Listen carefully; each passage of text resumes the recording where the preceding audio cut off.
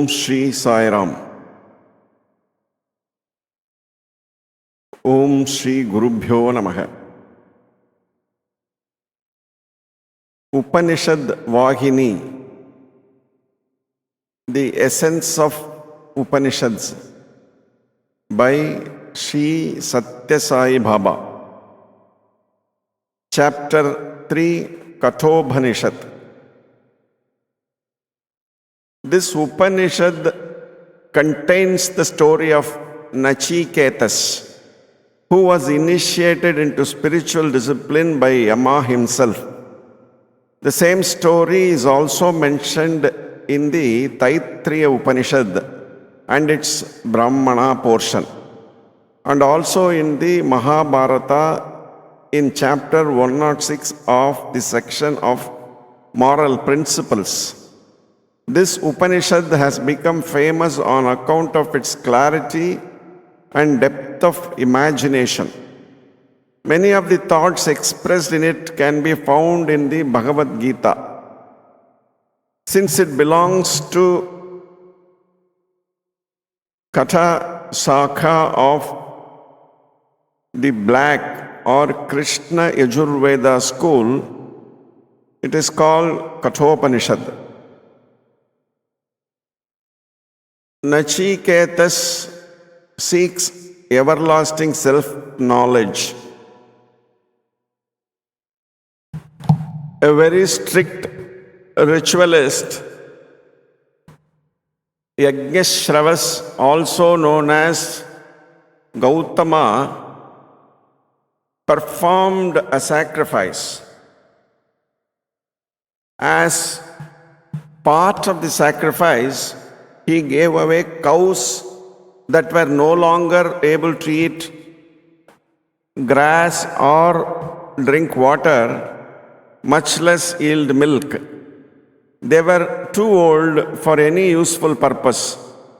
Seeing this, his virtuous and intelligent son, Nachiketas, realized that his father was in for a great deal of sorrow because of these sinful gifts. The boy wanted to save his father from his fate as much as he could. So he asked his father to whom he intended to offer him, that is Nachiketas himself, as a gift.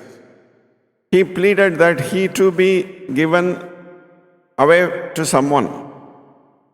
At this, the father got so incensed that he shouted in disgust, "I am giving you to the god of death." Nachiketas resolved that his father's words must not be falsified, even though they were uttered in the world of the living, infected with birth and death.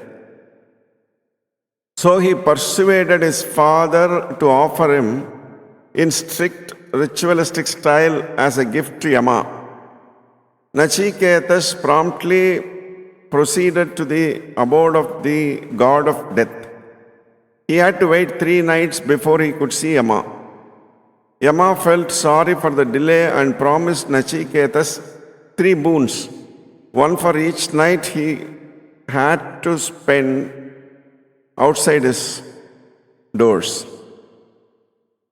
Nachiketas first asked that when he returned to his native place and home at his behest, his father must welcome him gladly, bereft of all anger at his former impatience and full of mental equanimity.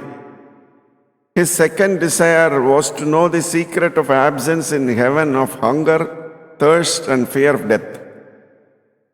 Yama gladly gave him these boons. In addition, Yama initiated him into the mystery of a spiritual ritual, a special ritual.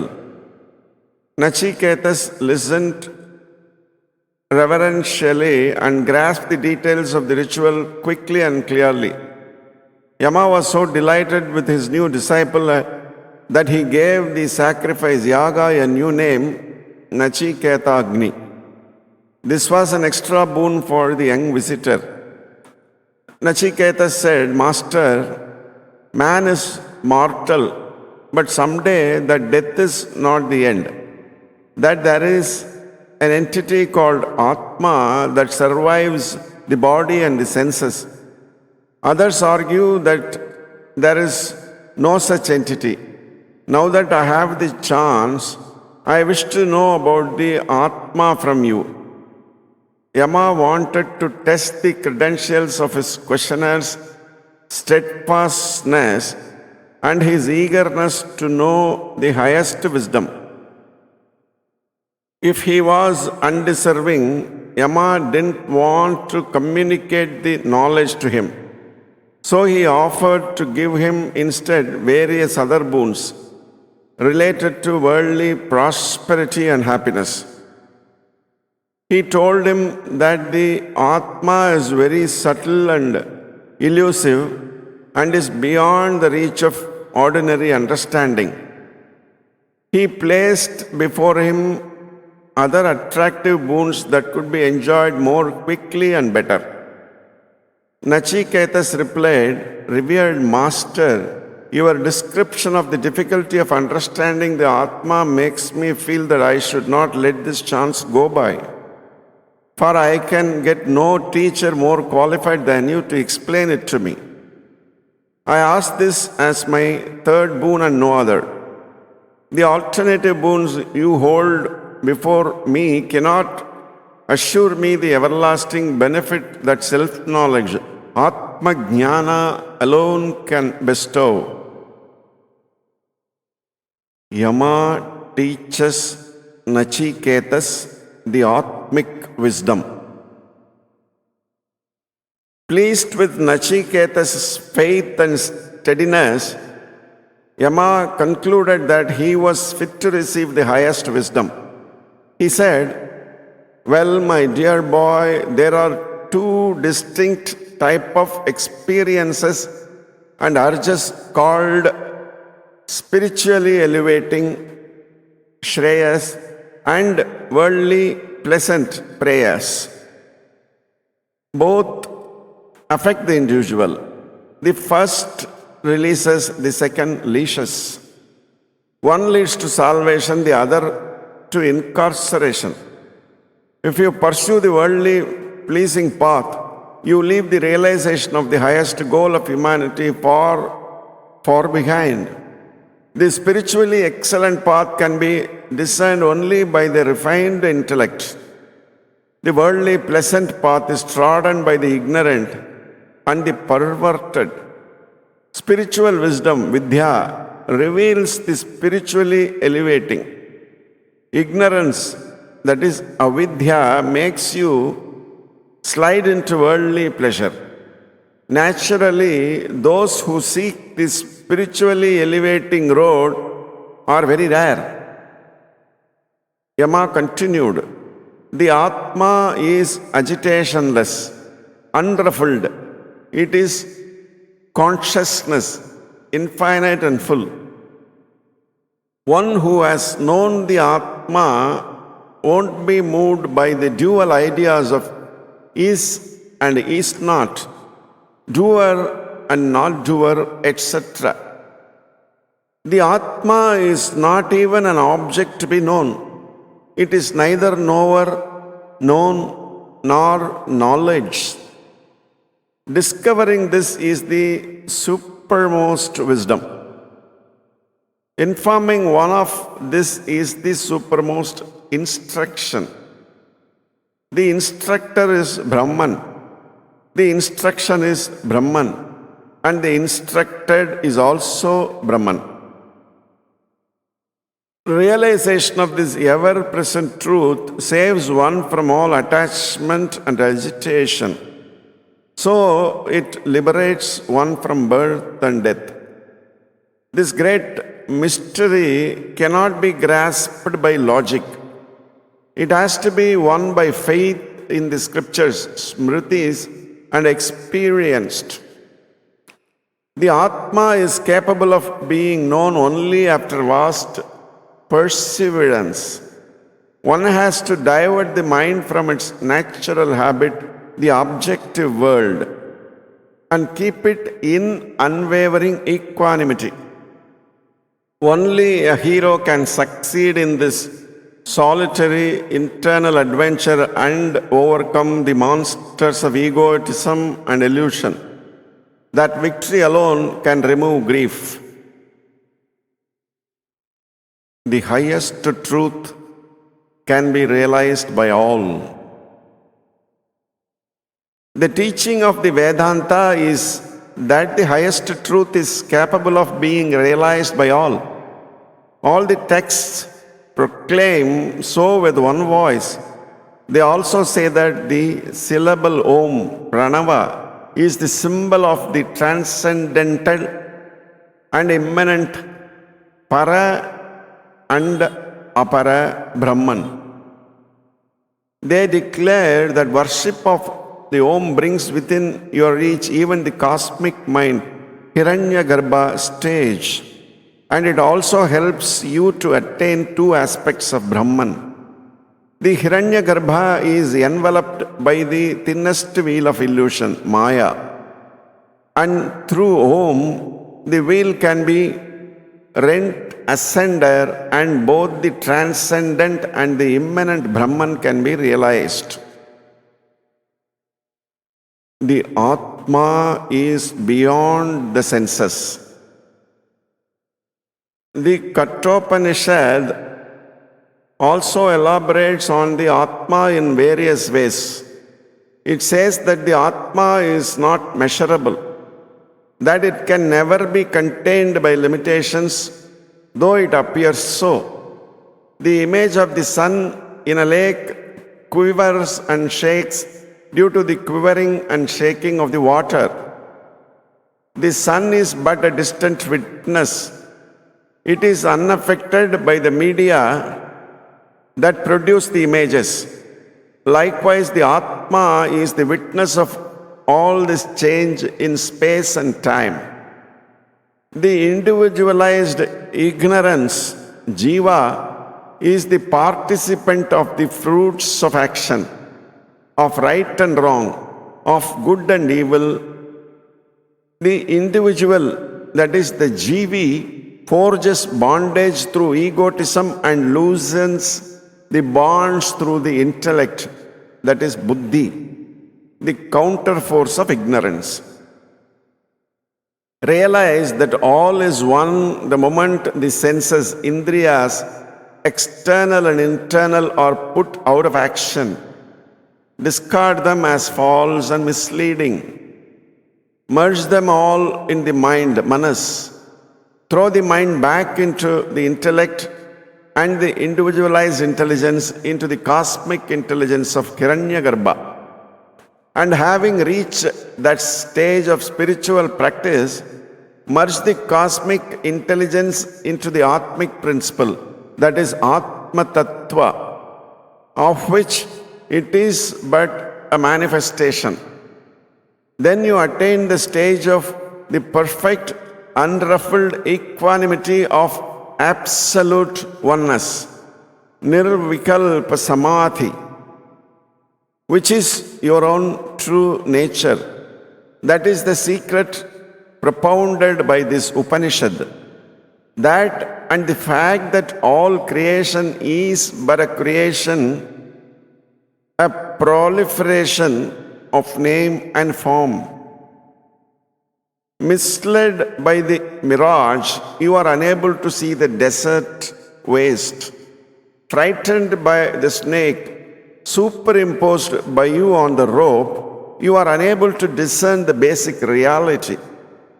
The beginningless delusion that haunts the individual, that is the Jivi, has to be broken through. The 14th mantra of this Upanishad wakes up the individual from the sleep of ages and leads him on toward the goal.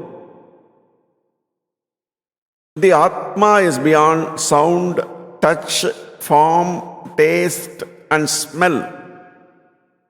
That is Sabdha, Sparsha, Rupa, Rasa, and Gandha. It knows no end. The senses are object bound and outward bound. The Atma is the prime instrument for all act activity and knowledge. The inner motive force behind everything.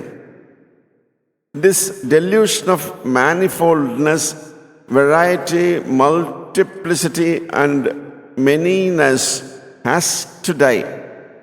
It is born of ignorance, that is ajnana. The many is a mirage caused by circumstances.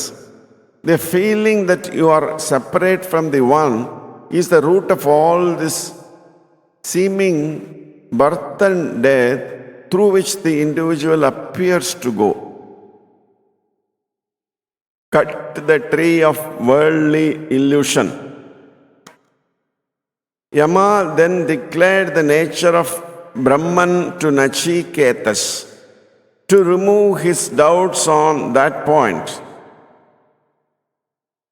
like a light hidden by smoke, the thumb-sized Supreme Spirit is eternally shining. Just as the torrent of rain falling on a peak is shattered downward in 1,000 streams, the individual, that is the jivi, who feels manyness and difference, falls down through manyness and goes to waste. This Upanishad announces that there is nothing higher than or even equal to the Atma. The roots of a tree are invisible. They are hidden underground, but their effect is evident in the visible flowers, right? So too this tree of worldly illusion, samsara vriksha, right? From that experience, you have to infer that the root, Brahman, is there as sustenance and support, said Yama. The tree of worldly existence, that is samsara, is like the magician's mango tree. It is just an illusion. One who has purified their intellect, buddhi, can see the Atma in it in this very life, as in a fine mirror. Brahman is the thing known, jnaya, to the seeker of knowledge. It is the worshipped object, the thing attained by the seeker of attainment. The spiritually wise person is liberated by their visualization of Brahman. But the worshipper reaches the world of Brahma after death. There the worshipper merges in Hiranyagarbha, and at the end of a day of the Brahma, that is Kalpa, is liberated along with the Hiranyagarbha himself. Nachiketas understood without a flaw this knowledge of Brahman, that is Brahma Vidya, that Yama taught him. He was released by death and attained Brahman. As far as this knowledge of Brahman is concerned, one who even attempts to know what is becomes thereby a better personality, free from dirt of sin. The secret, learn and practice the singular Omkara.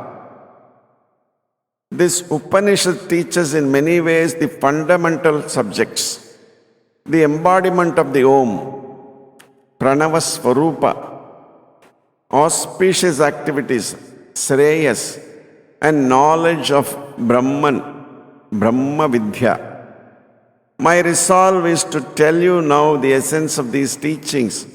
Of course, one mantra is enough to save those who have sharpened intelligence and who are full of yearning to escape. But for the dull-witted, sense-prompted individual immersed in secular pleasure-seeking, advice, however plentiful, is a waste. The Atma is like the ocean. To instruct a person about it, you need not ask the person to drink the entire ocean. A single drop placed on the tongue will give the needed knowledge. So too, if you desire to know the Upanishad, you need not follow every mantra. Learn and experience the implication of one mantra, and you can realize the goal without fail. Learn and practice. learn to practice. This is the secret of the teaching.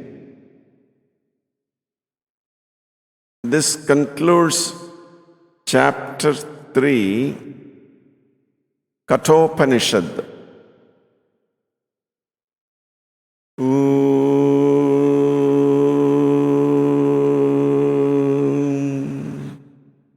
Shanti, Shanti, Shanti.